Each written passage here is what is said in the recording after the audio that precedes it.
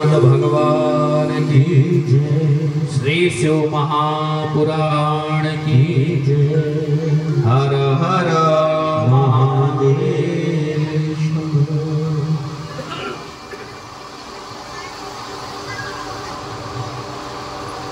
अब यहाँ सौनक ऋषि सूत जी से कहते हैं के विशुद्धयतनया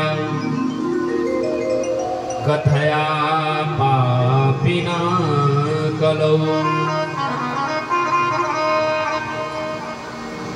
के विशुद्धयतनया कथया पापिना कलौ। सौनक जी कहते हैं कि हे सूत जी महाराज, इस शिव पुराण की कथा में इस कथा के श्रवण करने से कैसे कैसे पापियों का उद्धार हो जाता है, ये हमें कथा सुनाइए। तब सूत जी महाराज कहते हैं, ये मानवा पाप कृतो दुराचारता खला कामादिनिरता नित्यं तेऽपि शुद्ध्यन्त्यनेन वै। हे सौनक ऋषि, जो मनुष्य पापी दुराचारी और जो सत्य से भटक गया हो, जो खल हो, दुराचारी हो, पापी हो तथा काम और क्रोध में जो निरंतर डूबे रहते हैं, वह भी अगर इस शिव पुराण की कथा को श्रवण कर लेते हैं तो उनका उद्धार हो जाता है। और कहते हैं जो अत्यंत लालची, सत्यविहीन और अपने माता पिता से द्वेष करने वाले जो होते हैं तथा पाखंडी होते हैं, वह भी इस शिव पुराण की कथा श्रवण कर ले तो उनका परम कल्याण हो जाता है। बोले श्री शिव महापुराण की। जयकारा लगाने में कंजूसी हो रही है, ऐसे लग रहा है कि खा पी के नहीं आए। अरे सुबह तक कलश यात्रा हो गई, 4 घंटा 5 घंटा समय मिला, न जाने कितने खा पी करके मस्त हो गए होंगे। अरे जोर से जयकारा लगाया करो।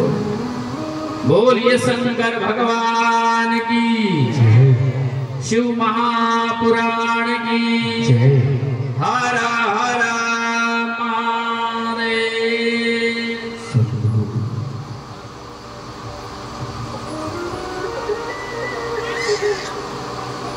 कहते हैं कि जो लोग छल करते हैं, कपट करने वाले होते हैं और क्रूर स्वभाव वाले होते हैं। कौन से? छल पद्मकरा ये च क्रूरा सुनिर्दया ज्ञान यज्ञेन तेनेन संपुनन्ति कलावपि। जो लोग छल करते हैं, कपट करते हैं, क्रूर स्वभाव वाले होते हैं और अत्यंत निर्दयी होते हैं,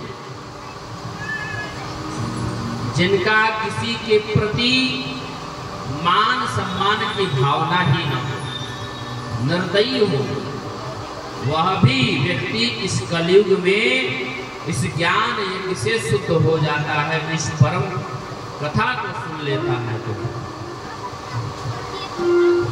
फिर कहते हैं यत् पुण्यम सर्वदानेषु सर्वयज्ञेषु वा मुने संभो पुराण श्रवणात् तत्फलम निश्चल भवेत्।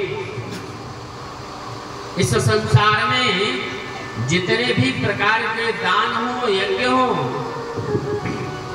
और उन सब प्रकार के दान देने और यज्ञ करने का फल इस शिव पुराण की कथा श्रवण करने से फल प्राप्त हो जाता है। व्यक्ति जितना दान पुण्य करता है, यज्ञ करता है, जितना उसको फल मिलता है दान पुण्य यज्ञ करने से, कूप बावड़ी तालाब बनवाने से, उतना फल केवल अगर इस शिव पुराण की कथा श्रवण कर लेता है तो उतना ही फल प्राप्त होता है।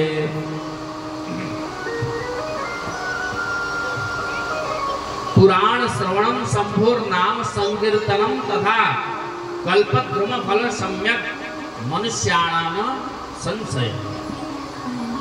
और इस शिव पुराण कथा को श्रवण करना और भगवान शिव के मंगलमयी नाम का संकीर्तन कल्प वृक्ष के समान जीव की समस्त कामनाओं को पूर्ण करता है। भाई जैसे पेड़ है, पेड़ कैसे हरा भरा रहता है? जब पेड़ के नीचे जो जड़ होता है वह हरा भरा रहेगा। जब हम उसमें जल देते रहेंगे तो पेड़ हरा भरा रहेगा। जब उस पेड़ में जल हम डालेंगे ही नहीं, जल पाएगा नहीं वृक्ष, तो वृक्ष क्या होगा? सूख जाएगा। और जब सूख जाता है तो फल भी नहीं देता है। इसी प्रकार हमारा यह जो शरीर है, इस शरीर को भी जल की आवश्यकता है, भोजन की आवश्यकता है, रक्त की आवश्यकता है, हर प्रकार से वायु की आवश्यकता है और शीतल मंद मंद हवाओं की भी आवश्यकता है। तो मंद मंद अग्नि की भी आवश्यकता है। और उसी प्रकार इस शिव पुराण की कथा अगर हम लोग श्रवण करते हैं तो हमारा परम कल्याण हो जाता है। बोले शंकर भगवान की जय। फिर कहते हैं सदा सेव्या विशेषतः एतत् शिव पुराणस्य कथा परम पावनी। इस ग्रंथ में कितने श्लोक हैं? अभी बताए थे हमने, कितने? 24। हाँ, 24,000 श्लोक हैं और 7 संहिताएं हैं। 24 सहस्रो ग्रंथो यम सप्त संहिता। 7 संहिताएं, 24,000 श्लोक है। तावत, फिर क्या कहते हैं कि तावत सब प्रोच्यते पापी पाप कृन मुनिषत्तम यावत् शिव पुराणम ही न शृणोति सुभक्तितः। व्यक्ति तभी तक पापी कहलाता है जब तक शिव की कथा नहीं सुनता है, उसके कान में शिव की कथा नहीं गई। और जैसे ही वह व्यक्ति कथा श्रवण किया शिव पुराण की, वह पापी व्यक्ति भी उसका परम कल्याण हो जाता है। ये शिव पुराण है, परम कल्याण करने वाली है शिव कथा। और जो व्यक्ति शिव पुराण की कथा श्रवण करता है और जहां पे कथा होती है शिव पुराण की, अगर जैसे यह कथा इस पावन भूमि पर हो रही है तो इस शिव पुराण की कथा से यह भूमि परम पवित्र हो गई और यह भूमि तीर्थ क्षेत्र हो गया है। ये शिव क्षेत्र हो गया है और इस क्षेत्र में जो भी आया व्यक्ति है उसका परम कल्याण हो जाता है। उस पर फिर माया का असर नहीं होता है, क्योंकि कालों के काल महाकाल है और माया के पति जो है, मायाओं को हरने वाले मायापति, जिन पर कभी काल का और माया का असर नहीं होता है। अगर हम उनकी शरण में चले गए, उनके कथा के समीप चले गए, तो फिर हम पर क्या माया का प्रभाव होगा।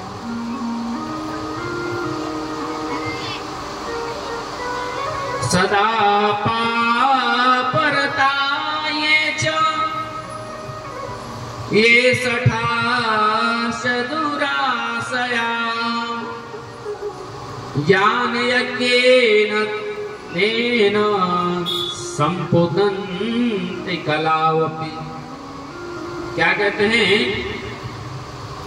कि जो मनुष्य सदा पापी कर्मों में लीन रहते हैं, जो व्यक्ति निरंतर पाप कर्म करता है, कभी पुण्य किया ही नहीं, कभी भगवान का पूजन किया नहीं, बड़ों को प्रणाम नहीं किया, और जो मूर्ख है वह भी इस शिव पुराण की कथा को जो व्यक्ति श्रवण कर लेता है तो उसका परम कल्याण हो जाता है, वह पवित्र हो जाता है।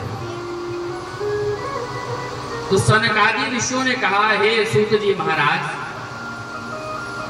आप कृपया उदाहरण देकर के बताएं और हमें समझाएं कि क्या कोई ऐसा पापी व्यक्ति था जिसका परम कल्याण हुआ इस शिव पुराण की कथा श्रवण करके।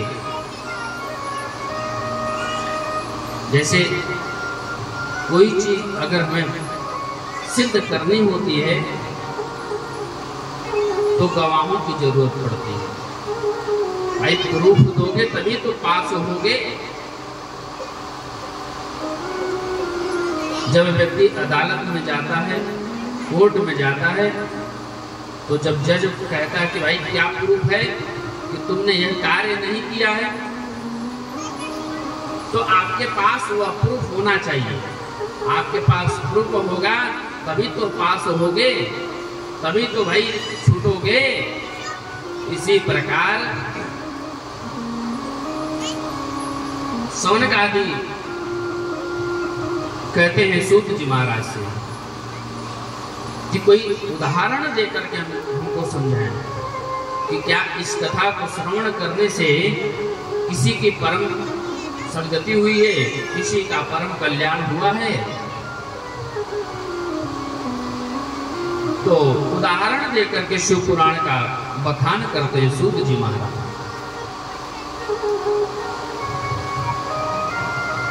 कहते हैं सूत जी महाराज, आसीत किरात नगरे ब्राह्मणो ज्ञान दुर्बलः देवराज इति ख्यातो विश्वस्तस्य जनवश्चकः। सूत जी महाराज कहते हैं कि किरात नगर में देवराज नामक एक ब्राह्मण रहता था। वह ज्ञान में बड़ा ही दुर्बल। और आपको बताएं, ब्राह्मण के लिए तो भैया अगर किसी के द्वारा अगर कह दिया जाए कि तुम ज्ञान में बड़े ही दुर्बल हो, तो समझो उससे बड़ा हीन कोई नहीं। व्यक्ति ब्राह्मण धन में हीन हो चलेगा, अन्न में हीन रहेगा चलेगा, हाँ? और बल में दुर्बल होगा चलेगा, लेकिन अगर कोई व्यक्ति ज्ञान में दुर्बल कह दे ब्राह्मण को, तो समझो उससे बड़ा दुर्बल कोई। इसलिए ब्राह्मणों को तो ज्ञानवान होना चाहिए, क्योंकि वह तो स्वयं धर्म के मार्ग को लेकर के चलने वाले धर्म ध्वज कहलाते हैं।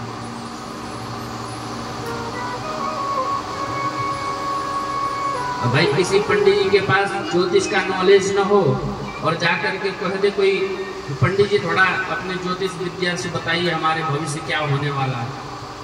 अब पंडित जी को खुद पता नहीं कि ज्योतिष का अंक क्या है, ज्योतिष का गणित क्या है, फलित क्या है। ज्योतिष का शब्द नहीं पता और कह रहे कि हाँ भैया आपका ये होने वाला है, उसको कुछ पता ही नहीं कि कैसे प्रमाण दिया जाए। ज्ञान रहेगा उसको तभी तो देगा, तभी तो बताएगा। तो सूत जी महाराज कहते हैं कि किरात नगर में क्या आसीत किरात नगर है। किरात नगर में एक ब्राह्मण रहते हैं। जिसका नाम है, क्या नाम है? ब्राह्मणों ज्ञान दुर्बल देवराज इति ख्यातो। ज्ञान में बड़ा ही दुर्बल है, नाम है देवराज। और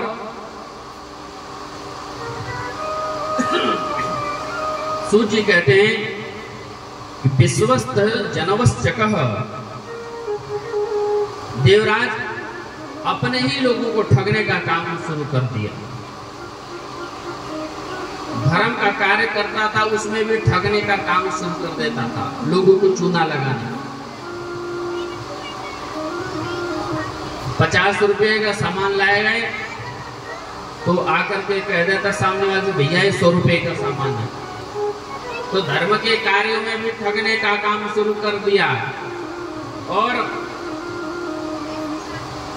धर्म में बिल्कुल रुचि नहीं, धर्म से पैसे जोड़ना और गलत जगह इस्तेमाल करने लगा। एक बार क्या हुआ कि वह तालाब पर नहाने गया, स्नान करने के लिए गया, और वहां एक शोभावती नाम की एक वेश्या थी, उसको देख लिया। स्नान करते वक्त देख लिया देवराज ने। जैसे ही देखा तो उसके मन में विकार उत्पन्न हो गया। किसके? देवराज के। और उस शोभावती नामक जो वेश्या थी उसको ला करके उसने विवाह कर लिया उस शोभावती से। देवराज अपनी पत्नी, जो पहले पत्नी थी, पत्नी और माता पिता को छोड़ करके उस वेश्या के साथ रहने लगे। परिणाम ये हुआ, महाराज एक दिन उसने अपने माता पिता को मार डाला और माता पिता पत्नी की हत्या करके, मार करके जितना धन था, जितना सोना चांदी था, सब लूट लिया। ले करके आया, ले जा करके वेश्या को दे दिया। और जब वेश्या को दे दिया तो वेश्या तो बड़ी प्रसन्न हुई।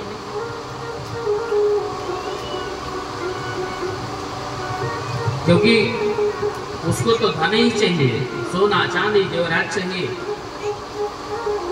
जो लालची प्रवृत्ति का होगा उसको तो हर परिस्थिति में लालच ही दिखेगा। 2 रुपए का उसको सुमार्ग दिखेगा कि यहाँ से धन प्राप्त होने वाला है, चलो। लेकिन जो अच्छे व्यक्ति होंगे वो धन को महत्व नहीं देते, वो धर्म को महत्व देते हैं, व्यवहार को महत्व देते हैं, आचरण को महत्व देते हैं। आचरण कैसा है? तो इधर देवराज शोभावती जो वेश्या थी उसको ले आकर के धन और सोना चांदी जेवरात सब दे दिया और एक ही थाली में भोजन करता उस वेश्या के साथ मांस मदिरा सब भक्ष करने लगा।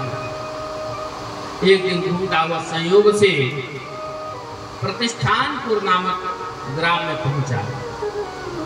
आप जब प्रयागराज जाएंगे आप लोग, तो प्रयागराज में एक स्थान पड़ता है झूसी है। कौन कौन गया प्रयागराज? कोई गया है? उत्तर प्रदेश में प्रयागराज पड़ता है।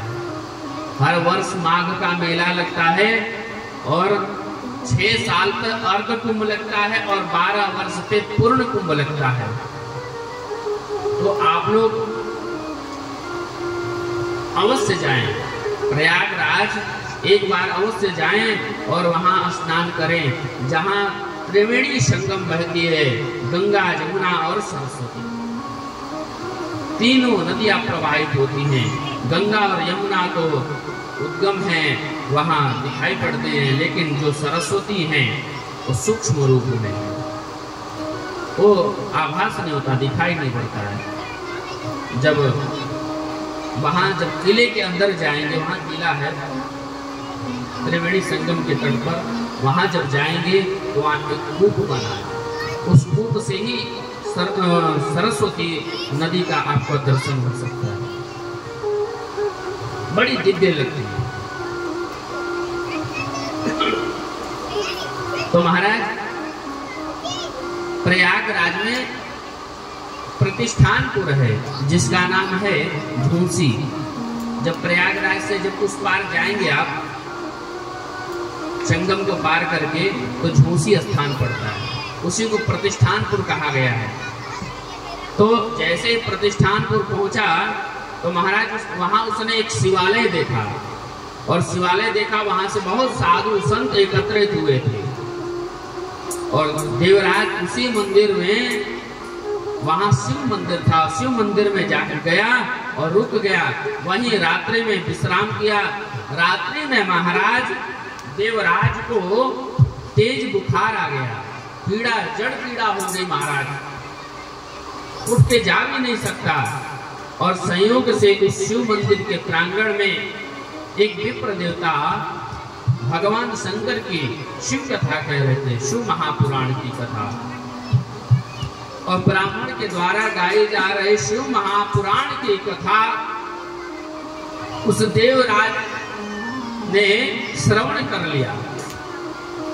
और श्रवण करने के बाद 1 महीने बाद उस देवराज की मृत्यु हो गई। और जब मृत्यु हुई तो क्या हुआ महाराज, यमराज के दूत आए, और यमराज के जब दूत आए पकड़ के लेकर के जाने लगे, तभी भगवान शंकर के शिवगढ़ वहां पहुंच गए।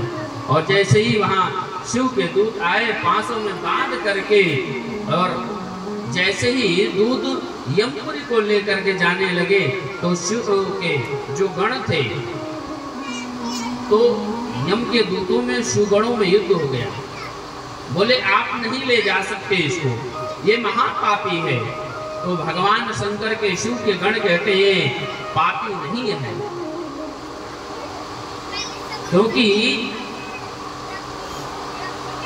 भगवान शंकर के मंदिर में था। और कहा गया है कि भगवान शंकर के क्या, अगर व्यक्ति शिव मंदिर में पूजा करने जाता है और पूजन करके जब व्यक्ति निकलता है, अगर उसे व्यक्ति देख ले, उसका दर्शन कर ले जो पूजन करता है, तो उसे शिव के पूजन का ही फल मिलता है और स्वयं शिव के स्वरूप हो जाता है। जो व्यक्ति शिव मंदिर में जाता है, पूजन करता है, साक्षात वह शिव स्वरूप हो जाता है। गले में रुद्राक्ष की माला होनी चाहिए, भस्म लेपन होना चाहिए, मुखवाणी पे पंचाक्षर मंत्रों का जाप होना चाहिए, और मन को